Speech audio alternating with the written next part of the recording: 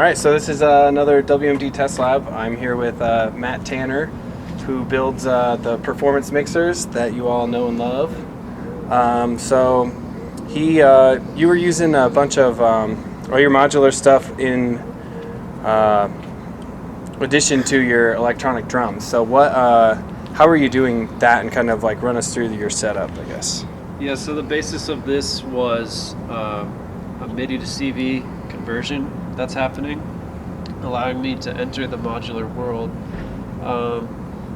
Quite simply, this patch can be broken down into 3 different voices in modular. One was just an oscillator, and I had the MIDI to CV conversion controlling the volts per octave to give each individual drum a different note, and that was going through a filter, kind of distorting it a little bit. The second voice was this BIA module by Noise Engineering.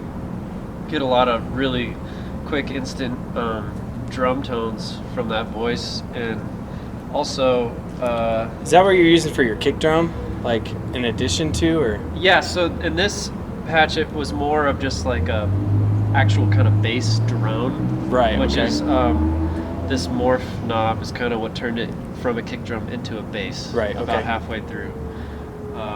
And that was another voice, and then the third voice was another oscillator, but being controlled by the Arpitecht,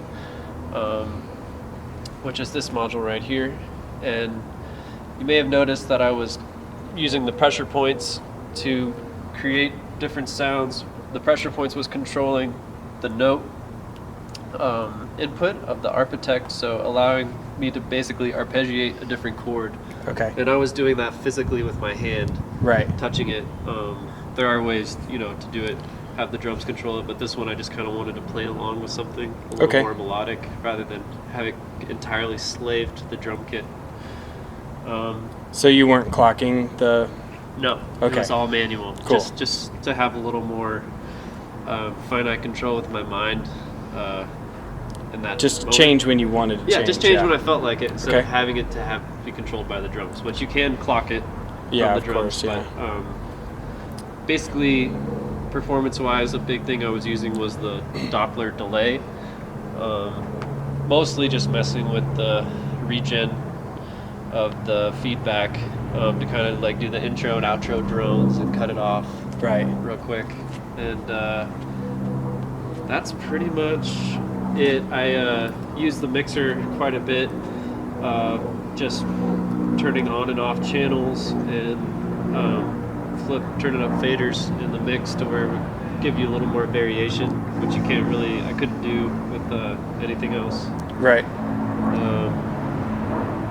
Cool. Yeah, and I was also CVing the triple bipolar VCA for a little bit of variance in those tones controlled by the drums. Okay, cool. So the first oscillator was the PDO going Yes. through the TBVCA, and that's what your kind of like spaceship or like blaster sound is. Absolutely. And then Arpitecht using the Spectrum is your like Trilly.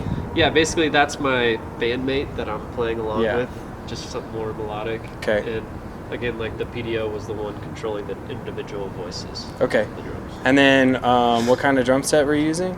A Roland TD-11. Okay. Just so you're hearing, those are the drum sounds from that drum kit. Right. And then being controlled. So no processing over the kick drum over that kit. No, that kit is just one of the stock kits that come with it.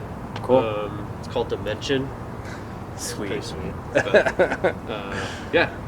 Took me to another dimension, man. Dude, you're telling me. All right. Well. Yeah. Thanks for doing it. Cool. I'll get back to work. More mixers on the way. WMD Test Lab. Test lab. Test lab.